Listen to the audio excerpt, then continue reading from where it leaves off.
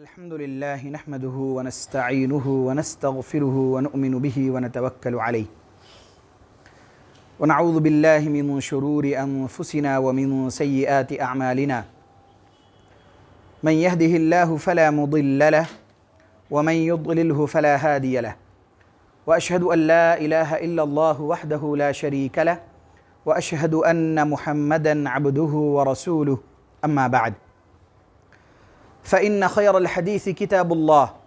وخير الهدي هدي محمد صلى الله عليه وسلم وشر الأمور محدثاتها وكل محدثة بدعة وكل بدعة ضلالة وكل ضلالة في النار. قال الله تبارك وتعالى في القرآن الكريم: أعوذ بالله من الشيطان الرجيم. يا أيها الذين آمنوا اتقوا الله حق تقاته ولا تموتن إلا وأنتم مسلمون. وقال تعالى في موضع آخر: بسم الله الرحمن الرحيم. يا أيها الناس اتقوا ربكم الذي خلقكم من نفس واحدة وخلق منها زوجها وبث منهما رجالا كثيرا ونساء واتقوا الله الذي تساءلون به والأرحام إن الله كان عليكم رقيبا. وقال تعالى في موضع آخر: أعوذ بالله من الشيطان الرجيم. يا أيها الذين آمنوا اتقوا الله وقولوا قولا سديدا يصلح لكم أعمالكم ويغفر لكم ذنوبكم ومن يطع الله ورسوله فقد فاز فوزا عظيما. تمام قسم کی تعریفات و توصیفات، کبریائی و بڑائی، حمد و ثنا صرف اور صرف اس اللہ رب العالمین ہی کے لیے لائق و زیبا اور سزاوار ہے، جس نے سارے جہاں کو بنایا، جو سارے جہاں کا خالق و مالک ہے اور سارے جہاں کے نظام کو بخوبی چلانے والا ہے۔ بعدہ بے شمار درود و سلام نازل ہو نبی آخر الزماں محمد عربی صلی اللہ علیہ وسلم پر۔ حاضرین جمعہ، گزشتہ 2 ہفتوں سے ایک ہی عنوان پر باتیں آپ کے سامنے آ رہی ہیں۔ عنوان ہے مسجد کے آداب۔ اس عنوان کے تحت چند باتیں گزشتہ 2 جمعوں میں آ چکی ہیں، جیسے مسجد میں آنے، اس کو آباد کرنے، اس کے بنانے کے فضائل، اہمیت اور ضروریات سے متعلق چیزیں آ چکی ہیں۔ چند اور چیزیں اسی سے متعلق آج کے خطبے میں بھی انشاءاللہ آپ کے سامنے آئیں گی، یعنی مسجد کے آداب سے متعلق۔ مسجد کو آباد کرنا اور اس کی فضیلت کو حاصل کرنا یہ بھی ہے کہ جب آدمی مسجد میں آئے تو قرآن کی کچھ آیات وہ سیکھے، اس کی تلاوت کرے۔ عام طور سے بہت افسوس کے ساتھ یہ کہنا پڑتا ہے، لیکن یہ حقیقت ہے کہ جب ہم مسجد میں آتے ہیں تو ہونا یہ چاہیے، اگر جمعے کے دن خاص طور پر آ رہے ہیں تو ہونا یہ چاہیے کہ ہم جب مسجد میں آئیں تو سب سے پہلے 2 رکعت ادا کریں، پھر اس کے بعد جب خطبہ ہو، خصوصی طور پر جب خطبہ شروع ہو جائے تو سب سے پہلا کام اور آخری کام یہ ہے کہ بس خاموشی کے ساتھ، بغیر کسی ڈسٹربنس کے، بغیر کسی لہو و لعب میں مشغولیات کے، صرف اور صرف خطبہ سننا ہے۔ جو فضیلتیں احادیث میں آئی ہیں، جمعے کے دن جلدی آئیں، سامنے جگہ ملے وہاں جگہ لیں، کسی کو نہ پھلانگیں، کسی کو ہٹا کر جگہ نہ بنائیں، بلکہ جب آئیں آپ کے مناسبت سے جو جگہ آپ کو ملی ہے اس جگہ پر بیٹھیں، اور آپ نے جب 2 رکعتیں پڑھ کر آپ بیٹھ گئے ہیں، اب منتظر ہیں کہ خطبہ شروع ہو، اور جب خطبہ شروع ہو جائے تو کیا کریں؟ اب خاموشی اختیار کریں، کسی بھی چیز میں مشغول نہ ہو۔ یہاں تک کہ اہل علم نے یہ بھی کہا ہے کہ اگر آدمی کسی چھوٹی موٹی چیز سے سامنے پڑا ہوا ہے، اسی سے کچھ نہ کچھ کر رہے ہیں، کبھی اس کو مار رہے ہیں، کبھی ادھر سے ادھر کر رہے ہیں، کسی کو پھینک رہے ہیں، یہ بھی لہو و لعب ہے، اس میں بھی مشغول نہیں ہونا ہے۔ ایک دم خاموشی کے ساتھ، یکجوئی کے ساتھ، توجہ کے ساتھ صرف اور صرف خطبہ سننا ہے۔ اگر ہم مسجد پہلے آ گئے ہیں، کچھ وقت ہے ہمارے پاس، اگر ہم چاہیں جتنا چاہیں رکعتیں ہم پڑھیں، اگر ہم نماز نہیں پڑھے ہیں، بیٹھے ہیں، تو کیا کریں؟ قرآن کی تلاوت کریں۔ ابھی آپ کے سامنے ایک بہت پیاری حدیث آپ کے سامنے رکھوں گا، جس سے یہ پتہ چلے گا کہ میں کیوں آپ کی توجہ اس بات کی طرف دلانا چاہتا ہوں کہ جب آپ مسجد میں آئیں اور تھوڑا سا آپ کے پاس وقت ہو، جمعے کے دن خاص نہیں ہے یہ، جمعے کے دن آئیں، کسی نماز کے لیے بھی آپ پہلے آ گئے ہیں، آپ کے پاس وقت موجود ہیں، تو کچھ قرآن کی تلاوت کریں۔ آج کی اس مشغولیات والی زندگی میں آدمی چاہ کر بھی مسجد کے علاوہ شاید یہ وقت نکالنا بہت مشکل ہو جاتا ہے کہ کچھ قرآن کی آیات تلاوت کرنے کے لیے وقت نکال لے۔ ایون جو لوگ اس لائن میں بھی ہے، ان کی مشغولیات کی وجہ سے بھی ان کو بھی بعض دفعہ وقت نہیں مل پاتا ہے کہ کیا کریں، قرآن کی تلاوت کر سکیں، لیکن ان کو ایک فائدہ یہ ہوتا ہے کہ وہ قرآن سن لیتے ہیں، کسی کی تھوڑی سن لیا، اگر مدارس میں جڑے ہوئے ہیں وہاں سے کچھ قرآن انہوں نے سن لی، پھر ان کو جب وقت ملا تو کچھ تلاوت بھی کر لی۔ ہر آدمی کے لیے ایک معمول ہونا چاہیے، ایک مختص خاص ایک وقت ہونا چاہیے جو قرآن کی کیا کرے، تلاوت کرے۔ مسجد میں آئے ہیں، وقت موجود ہے ہمارے پاس، ابھی نماز کو وقت ہے، سنتیں بھی ہم نے ادا کر لی ہیں، تو اب کیا کرنا چاہیے؟ یا تو آپ ذکر و اذکار میں مشغول ہوں یا پھر قرآن کی آیات کی تلاوت کریں، قرآن سیکھیں۔ حدیث بولنے سے پہلے ایک بات کی طرف توجہ دلانا چاہتا ہوں، اور یہ پہلی دفعہ نہیں ہے، کئی دفعہ مسجد کے آداب سے متعلق بھی یہ چیزیں آ چکی ہیں، عمومی طور پر اعلانات اور اصلاحات کی بنیاد پر بھی آپ کے سامنے یہ چیزیں آ چکی ہیں کہ مسجد میں آنے کے بعد خصوصی طور پر جو نوجوان بچے ہیں، کالجز سے آ رہے ہیں یا اسکولز سے آ رہے ہیں، اور دیگر اسی عمر کے جو بچے ہیں، فرسٹ فلور پہ نہیں، دوسرے تیسرے اس کے اوپر والے جگہوں پہ یہ سننے کو آتی ہیں، جو بہت افسوسناک بات ہے کہ نہ صرف وہ بیٹھے ہیں خاموش اور کسی چیز میں مشغول ہیں، بلکہ وہ اپنے فون پر گیمز وغیرہ کھیل رہے ہیں، کچھ اور چیزوں میں مشغول ہیں۔ آپ اندازہ لگائیں، جب چھوٹا سا پتھر ہٹانا لہو و لعب ہے تو فون میں گیم کھیلنا دوران خطبہ کتنا بڑا جرم ہے، آپ خود اندازہ لگائیں۔ ہمیں اور آپ کو خود یہ سوچنے کی ضرورت ہے۔ ایک ہفتے میں ہمیں آدھے گھنٹے کا وقت ملا ہے کہ جب ہم بیٹھ کر خاموشی کے ساتھ، اطمینان کے ساتھ خطبہ سن سکیں، اور ایسا بھی نہیں ہے کہ خطبہ سننے سے آپ کو کچھ فائدہ نہیں ہو رہا ہے، بہت ساری ایسی باتیں آپ کے سامنے آئیں گی جو قرآن و سنت، بلکہ ساری باتیں جو خطبے کی آپ کے سامنے آتی ہیں، جو میں خود اپنے طور پر کوشش کرتا ہوں وہ قرآن و سنت کی روشنی میں ہو، تبھی میں آپ کے سامنے وہ باتیں رکھتا ہوں۔ تو کوئی بھی آدمی اگر غور سے سنے گا، اسے سمجھنا چاہے گا، اس سے کچھ سیکھنا چاہے گا، تو انہوں کو سارے دلائل مل جائیں گے، جو بھی باتیں آئیں گی اس سے متعلق یا تو قرآن کی آیات آپ کے سامنے رکھی جاتی ہیں یا پھر احادیث نبویہ آپ کے سامنے رکھی جاتی ہیں، تاکہ جو باتیں ہمارے سامنے آئی اس میں پختگی پیدا ہو۔ ایسا نہیں کہیں سے بھی کچھ واقعات آپ کو سنا رہے ہیں، کسی کا کوئی ریفرنس نہیں ہے، کچھ بھی عطا پتہ نہیں ہے، ایسا نہیں ہوتا خطبوں میں، اور ہونا بھی نہیں چاہیے۔ خطبے ہو رہے ہیں، کوئی بھی بات آپ کے سامنے رکھی جاتی ہے تو مدلل رکھی جاتی ہیں، تو جب ہم غور سے سنیں گے، باتیں سیکھنے کے ارادے سے سنیں گے، کچھ جاننے سمجھنے کے ارادے سے سنیں گے، تب ہمیں فائدہ ہوگا۔ خطبہ چل رہا ہو، چاہے مائک کی آواز کتنی بھی ہو، اگر ہماری توجہ نہ ہو، گیم پر ہماری توجہ ہو، فون پر اور دیگر مشغولیات میں ہم لگے ہوں، تو پھر خطبوں سے کوئی فائدہ نہیں ہوگا۔ آپ کا دل اچاٹ ہو جائے گا، آپ کا دل نہیں لگے گا، آپ کو نیندیں آئیں گی، پھر آپ کو وہ جو مزہ آنا چاہیے خطبے میں بیٹھ کر وہ نہیں آئے گا۔ یہ عام طور سے مسجدوں میں ہوتے ہیں، اس لیے میں نے آپ کی رہنمائی کر دی اس بات کی طرف کہ جب بھی آپ مسجد میں آئیں سب سے پہلے آنے کی کوشش کریں، اور جب آ جائیں تو ان چیزوں سے فارغ ہونے کے بعد جب خطبہ شروع ہو جائے تو اب اس میں آپ مکمل طور پر پوری توجہ کے ساتھ خطبہ سنیں۔ اور میں نے یہ کہا، ابھی بات آپ کے سامنے آئی، مسجد کو آباد کرنا یہ بھی ہے کہ جب مسجد میں آئیں تو شور و غل میں مشغول ہونے کے بجائے 10-15 منٹ کا زیادہ اگر وقت ملا ہے تو کیا کرے آدمی، اس میں قرآن کی تلاوت کرے۔ اس کی فضیلت آپ کے سامنے بہت اچھے انداز میں اللہ کے نبی صلی اللہ علیہ وسلم نے ہمیں سمجھایا ہے، آپ کے سامنے وہ حدیث پڑھ کر سناتا ہوں، ہمیشہ کے لیے یہ حدیث یاد کر لیجئے اور پھر قرآن کی تلاوت کی طرف اپنا جذبہ دکھائیے۔ مسلم کی روایت ہے جس میں حضرت عقبہ بن عامر رضی اللہ تعالیٰ عنہ سے روایت ہے، وہ کہتے ہیں خرج رسول اللہ صلی اللہ علیہ وسلم ونحن فی الصفہ، کہ ہم صفہ میں بیٹھے تھے، جہاں صحابہ اکرام بیٹھتے تھے، علم حاصل کرتے تھے، وہیں رکا کرتے تھے۔ وہ کہتے ہیں کہ ہم بیٹھے ہوئے تھے، اللہ کے نبی صلی اللہ علیہ وسلم ہمارے پاس تشریف لائے، اور آپ نے کیا کہا آ کر، ایکم یحب ان یغدو کل یوم الی بطحان او الی العقیق فیأتی منہ بناقتین قوماوین فی غیر اثم ولا قطع رحم۔ اللہ کے نبی صلی اللہ علیہ وسلم تشریف لائے صفہ کے پاس، جو لوگ وہاں بیٹھے ہوئے تھے، آپ نے یہ کہا، کیا تم میں سے کوئی شخص یہ پسند نہیں کرتا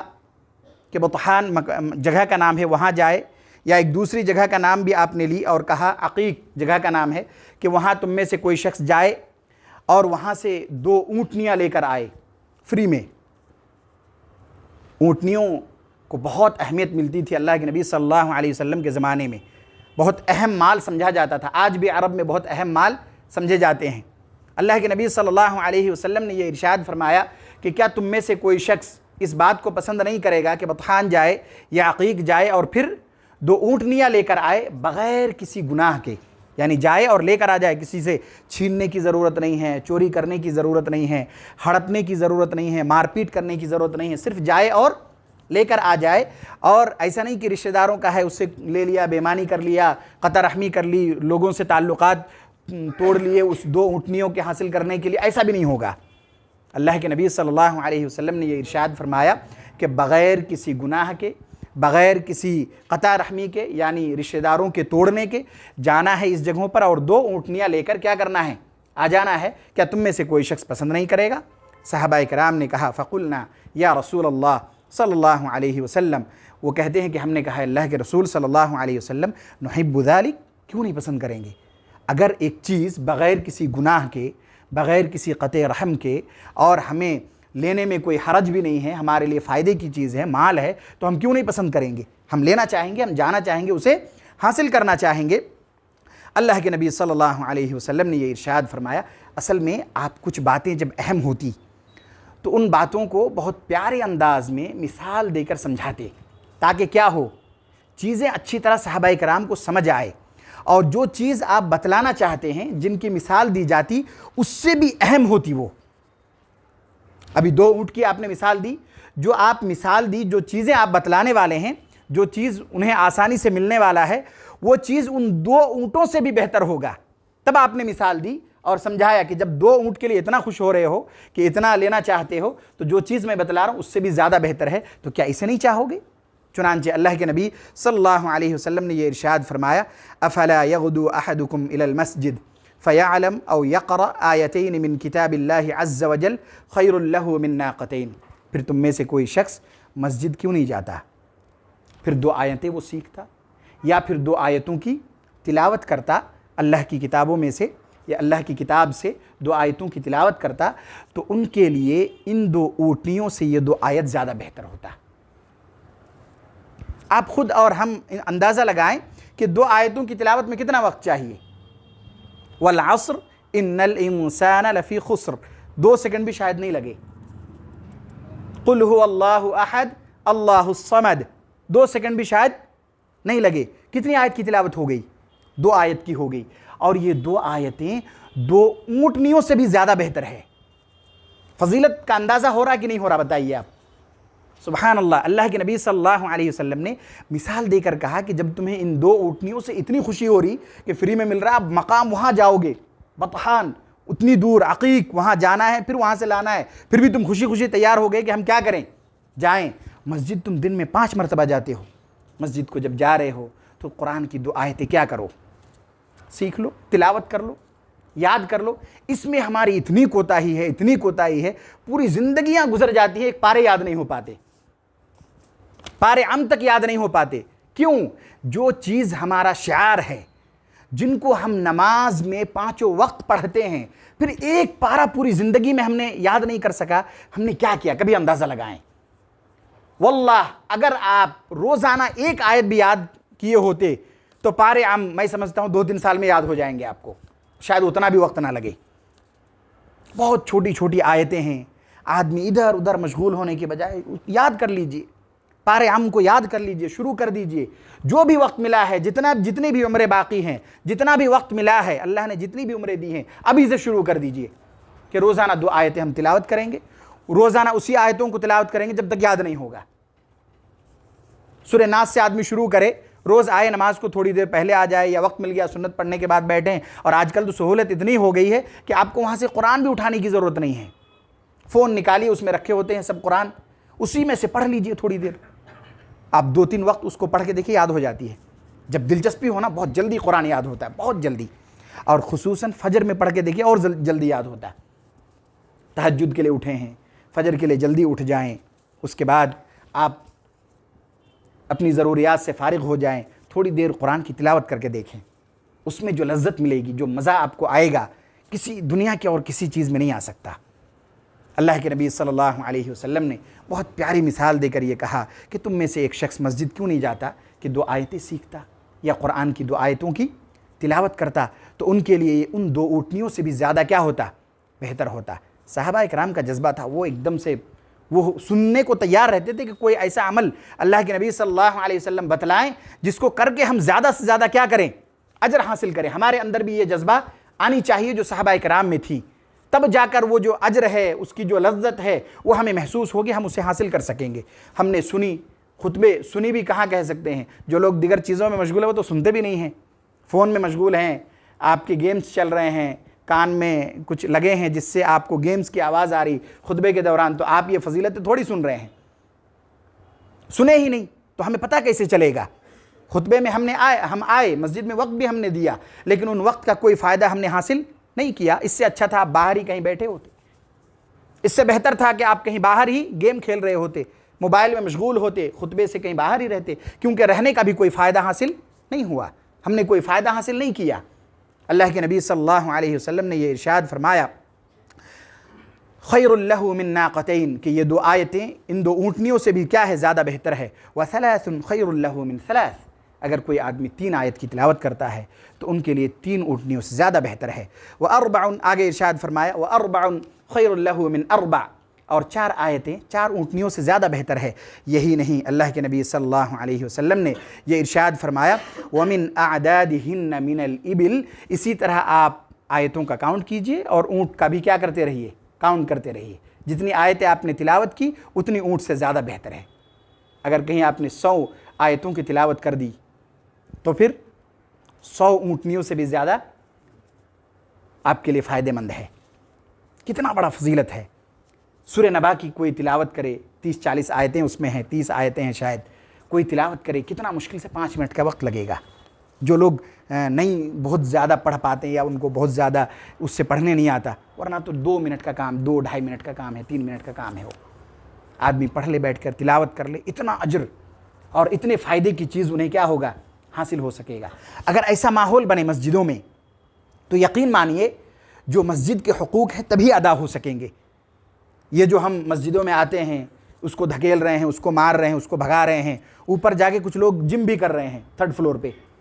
یہ مسجد کے آداب کے خلاف ہے۔ آپ کو اجر کے بجائے اس کا گناہ ملے گا، کیونکہ آپ نے اللہ کے گھر کی حق تلفی کی ہے۔ یہی کام کرنا ہو تو مسجد سے باہر کریں۔ مسجد اس لیے نہیں ہے کہ ہم یہاں کھیل کود کریں، کسی کو بھگائیں، ستائیں اور دیگر چیزوں میں ہم مشغول ہو جائیں۔ ابھی آپ کے سامنے روایت آئے گی انشاءاللہ، آج نہیں تو اگلے جمعے میں، جس میں اللہ کے نبی صلی اللہ علیہ وسلم نے بتلایا کہ مسجدیں کیوں بنائی جاتی ہیں، اس کے کیا وجوہات ہیں۔ آپ صلی اللہ علیہ وسلم نے بہت وضاحت کے ساتھ ان چیزوں کی طرف رہنمائی کی ہے۔ مسلم کی ایک روایت ہے ایسے لوگوں کی فضیلت کے بارے میں جو مسجد آتے ہیں، قرآن کی تلاوت کرتے ہیں جب انہیں وقت ملتا ہے۔ بہت سارے لوگ کرتے بھی ہیں، میں خود دیکھتا ہوں کہ مسجد میں جو پہلے آ چکے ہیں وہ سنت سے فارغ ہو گئے، ایسا نہیں کہ وہ ایسے خاموش بیٹھے ہیں انتظار میں، بس ویسے بیٹھے نہیں، بہت سارے لوگ 1st فلور میں بہت سارے لوگ بیٹھ کے قرآن کی تلاوت کر رہے ہیں۔ یہ ہونا چاہیے، یہی اصل ہے، بلکہ یہی ہونا چاہیے کہ جب ہم مسجد میں آئیں، تھوڑا وقت ملا ہے، خالی بیٹھے ہیں، قرآن کی تلاوت کریں۔ اتنا بڑا اجر، اتنی بڑی فضیلت اللہ کے نبی صلی اللہ علیہ وسلم نے بیان کی ہے، تو اس فضیلت کو ہم کیا کریں، حاصل کریں۔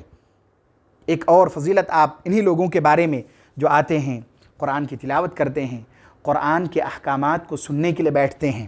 آپ نے خطبے کے لیے بیٹھا، قرآن کے احکامات چل رہی ہیں، آپ عشاء اور فجر کے دروس میں آپ نماز کے بعد بیٹھے ہیں، یہ قرآن کی اور حدیث کی کیا ہو رہی ہے، بحث و تکرار ہو رہی ہے کہ آپ مذاکرہ کر رہے ہیں، احکامات آپ کے سامنے آ رہے ہیں، آپ اسے غور سے سن رہے ہیں۔ ایسے لوگوں کی فضیلت اللہ کے نبی صلی اللہ علیہ وسلم نے بیان کی اور یہ ارشاد فرمایا، مسلم کی روایت ہے، وَمَا اجْتَمَعَ قَوْمٌ فِي بَيْتٍ مِّن بُيُوتِ اللَّهِ يَتْلُونَ كِتَابَ اللَّهِ، کہ ایک قوم یعنی جو لوگ اللہ کے کسی گھر میں سے ایک گھر میں جمع ہوئے، آپ دروس میں شامل ہوتے ہیں، سنڈیز کو جو درس ہوتا ہے آپ شامل ہوتے ہیں خصوصی طور پر کہ درس میں بیٹھنا ہے، کچھ ہمیں سننی ہے، عشاء کے بعد آپ بیٹھتے ہیں، فجر کے بعد آپ نماز کے بعد اذکار کے بعد بیٹھتے ہیں تاکہ ہم کیا کریں، درس سنیں۔ ان لوگوں کی فضیلت ہے۔ اللہ کے نبی صلی اللہ علیہ وسلم نے یہ ارشاد فرمایا کہ کچھ لوگ اللہ کے گھروں میں سے کسی گھر میں بیٹھے، کیوں؟ تاکہ وہ کیا کرے، یتلون کتاب اللہ، تاکہ وہ اللہ کی کتاب کی تلاوت کرے، قرآن کی تلاوت کرے، پھر وَيَتَدَارَسُونَهُ بَيْنَهُمْ، پھر آپس میں اس کی مذاکرہ کرے، بیٹھ رہے ہیں، کچھ احکامات آپ کے سامنے آ رہے ہیں، کچھ سمجھ نہیں آیا تو آپ پوچھ رہے ہیں، معلومات حاصل کر رہے ہیں، کوئی سیکھ رہے ہیں، کوئی سکھا رہے ہیں، اسی کو کہتے ہیں یتدارسون، آپس میں دروس ہو رہے ہیں، قرآن کے احکامات جو ہے بتلائے جا رہے ہیں، سکھائے جا رہے ہیں، تو اللہ کے نبی صلی اللہ علیہ وسلم نے یہ ارشاد فرمایا اِلَّا نَزَلَتْ عَلَيْهِمُ السَّكِينَةُ، یہ ایسے لوگ ہیں جن پر سکون قلب نازل ہوتا ہے۔ اگر اس کی تفصیل بتائی جائے سکون قلب کہتے کسے ہیں تو بہت لمبی ہو جائے گی باتیں۔ ہر طرح سے انہیں اطمینان ملتا ہے، سکون انہیں ملتے ہے، انہیں ایک طرح سے لذت محسوس ہوتی ہے، اور یہ اللہ کی جانب سے ہوتی ہے ان لوگوں پر جو قرآن کی تلاوت کرتے ہیں، قرآن کے احکامات کو سننے کے لیے مسجد میں جمع ہوتے ہیں، مسجد میں آئے ہی اسی وجہ سے ہیں تاکہ نماز پڑھ سکیں، قرآن کی تلاوت کر سکیں اور ان کے احکامات کو سن اور سمجھ سکیں۔ اِلَّا نَزَلَتْ عَلَيْهِمُ السَّكِينَةُ، اس کے بعد اللہ کے نبی صلی اللہ علیہ وسلم نے یہ ارشاد فرمایا وَغَشِيَتْهُمُ الرَّحْمَةُ، اور اللہ تبارک و تعالیٰ کی رحمتیں ایسے لوگوں کو ڈھانپ لیتا ہے۔ اس کی اگر مختصر سی وضاحت کر دوں تو وہ یہ ہے کہ اللہ کی رحمتوں میں ڈھک جانے کا مطلب یہ ہے کہ اللہ تبارک و تعالیٰ ہمیں اور آپ کو بڑے بڑے مصائب سے محفوظ کر لے گا، بڑی بڑی آزمائشوں سے ہماری حفاظت ہو جائے گی جب ہم اس عمل میں ہوں گے۔ اللہ کی رحمتوں کی وسعت کا اندازہ ہم اور آپ نہیں لگا سکتے۔ اللہ کی رحمتوں میں ڈھک جانے کا مطلب یہ ہے کہ ہو سکتا ہے کہ کچھ بڑی مصیبتیں آنے والی ہو، اللہ نے روک لی ہمارے اس عمل کی وجہ سے کہ ہم نے مسجد میں قرآن کی تلاوت کی، قرآن اور حدیث کے دروس ہوئے، ہم اس میں شریک ہوئے، شریعت کے احکامات بتلائے گئے، ہم نے انہیں سنا، سیکھنے کی کوشش کی، جاننے کی کوشش کی، تو ہم کسی مصیبت سے محفوظ ہو گئے۔ جو مصیبتیں ہم تک آنی تھی، جو آزمائشیں ہم تک آنی تھی، ہمیں اس کا پتہ تک نہیں چلا، اللہ نے روک لیا۔ بعض دفعہ ہوتا ہے اندازہ کہ شاید یہ ہو سکتا تھا لیکن نہیں ہوا، ہو سکتا ہے ہمارے کچھ اس طرح کے عمل ہو جس کی بنیاد پر اللہ تبارک و تعالیٰ نے ان مصیبتوں کو کیا کر دیا ہو، ٹال دیا ہو۔ چنانچہ اللہ کے نبی صلی اللہ علیہ وسلم نے یہ ارشاد فرمایا اِلَّا نَزَلَتْ عَلَيْهِمُ السَّكِينَةُ وَغَشِيَتْهُمُ الرَّحْمَةُ وَحَفَّتْهُمُ الْمَلَائِكَةُ، اور فرشتے بھی انہیں کیا کر لیتے ہیں، گھیر لیتے ہیں۔ فرشتوں کی سیکیورٹی ہونا تو پھر کوئی کچھ نہیں بگاڑ سکتا۔ اللہ تبارک و تعالیٰ نے ایسے لوگوں کی سیکیورٹی دی جو قرآن کی تلاوت کر رہے ہیں، مجلس میں بیٹھے ہیں، قرآن احادیث کی باتیں ہو رہی ہیں، سن رہے ہیں، تو فرشتے کیا کرتے ہیں، اسے گھیر لیتے ہیں۔ یہ اللہ کی جانب سے کتنی بڑی فضیلت ہے۔ اس سے بھی بڑھ کر فضیلت یہ فضیلتیں سننے کے بعد اب آپ اس سے بھی بڑی کیا فضیلت ہوگی، اس سے بھی بڑی فضیلت اللہ کے نبی صلی اللہ علیہ وسلم نے یہ ارشاد فرمایا وَذَكَرَهُمُ اللَّهُ فِي مَنْ عِنْدَهُ، ایسے لوگوں کا ذکر اللہ خود کرتا ہے اپنے پاس جو لوگ ہوتے ہیں، یعنی فرشتوں کے سامنے۔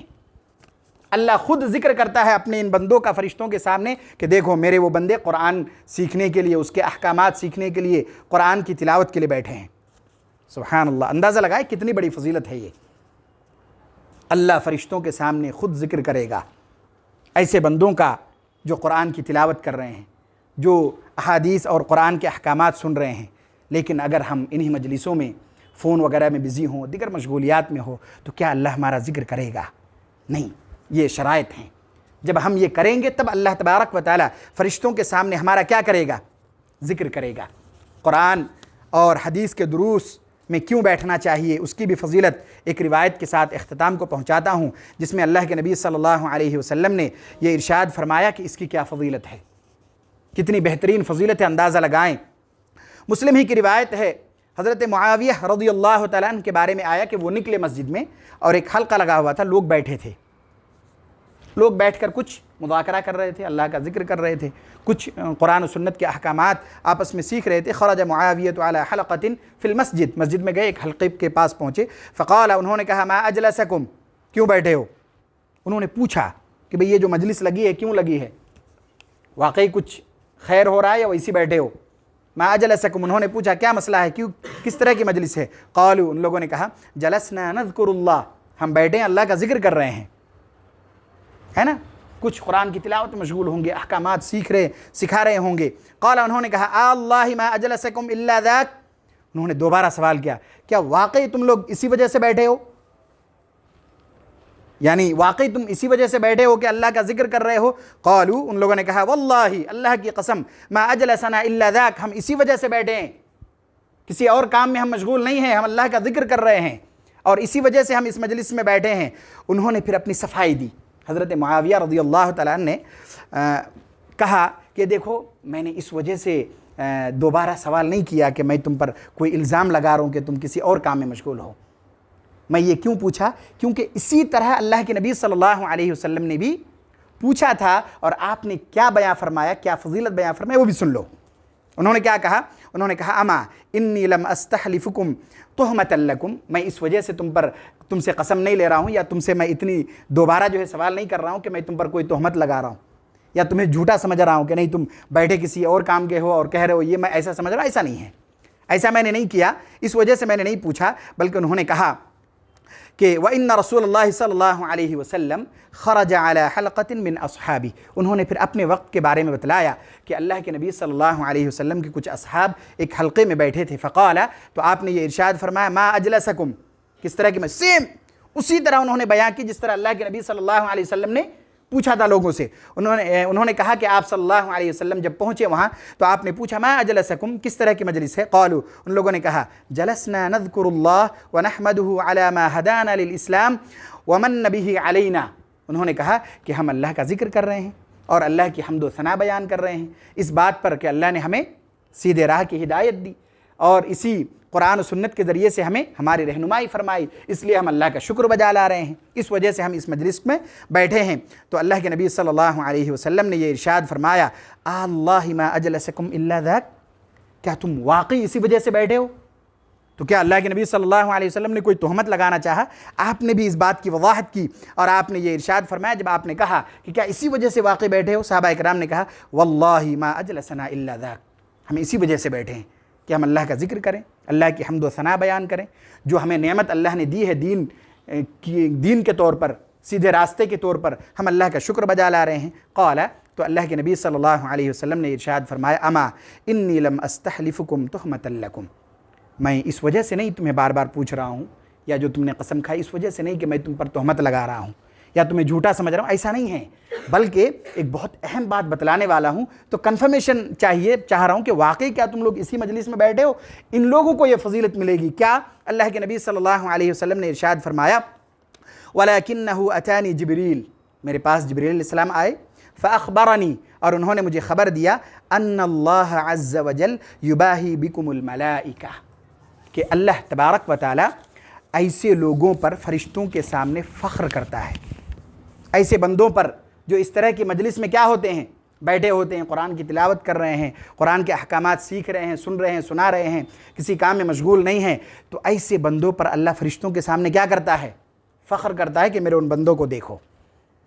کتنی بڑی فضیلت کی بات ہے کہ ہم مسجد میں جب آئیں تو ہمیں کیا کرنا چاہیے تاکہ ہم ان فضیلتوں کو کیا کر سکیں، حاصل کر سکیں۔ کیا ہم خاموشی کے ساتھ کسی کو تکلیف دیے بغیر پوری توجہ اور اطمینان کے ساتھ جب ہم یہ چیزیں کریں گے، قرآن کی تلاوت، خطبوں کی سماعت اور دیگر ذکر و اذکار خالی وقت میں کریں گے، تب ہمیں یہ فضیلت ملے گی؟ یا پھر ہم شور و غل کریں گے، دوسروں کو پریشان کریں گے، دیگر لہو و لعب میں مشغول ہوں گے، تب ہمیں یہ فضیلت ملے گی؟ یہ حدیث سے واضح ہو جاتی ہے یہ بات کہ اگر ہم واقع ان فضیلت کو حاصل کرنا چاہتے ہیں، ہم یہ چاہتے ہیں کہ اللہ ہم پر فخر کرے فرشتوں کے سامنے، تو پھر ہمیں مسجد کے ان آداب کا ملحوظ رکھنا بہت ضروری ہے۔ اگر ہم نے ایسا نہیں کیا تو ہم ان فضیلتوں سے کیا ہو جائیں گے؟ محروم ہو جائیں گے۔ اخیر میں اللہ تبارک و تعالیٰ سے دعا ہے کہ اللہ تبارک و تعالیٰ ہم سب کو مسجد کے آداب کا احترام کرنے کی توفیق نصیب فرمائے۔ یا الہ العالمین ہم میں سے جو لوگ پریشان حال ہیں ان کی پریشانیوں کو دور فرما دے۔ یا الہ العالمین ہم میں سے جو لوگ بیمار ہیں انہیں شفائے عاجلہ کاملہ دائمہ مستمرہ نصیب فرما دے۔ یا الہ العالمین ہم میں سے جو لوگ اس دنیا سے گزر چکے ہیں ان کے سیئات کو درگزر فرما دے، ان کے حسنات کو قبول فرما لے، ان کو جنت میں اعلیٰ سے اعلیٰ مقام نصیب فرما دے۔ یا الہ العالمین ہم میں سے جو لوگ معاشی، تجارتی اور کاروباری سلسلے میں پریشان حال ہیں ان کی پریشانیوں کو بھی دور فرما دے۔ یا الہ العالمین ہم میں سے جو لوگ قرض میں ڈوبے ہوئے ہیں ان کے قرض کی ادائیگی کا سامان مہیا فرما دے۔ آمین۔ وآخر دعوانا ان الحمد للہ رب العالمین۔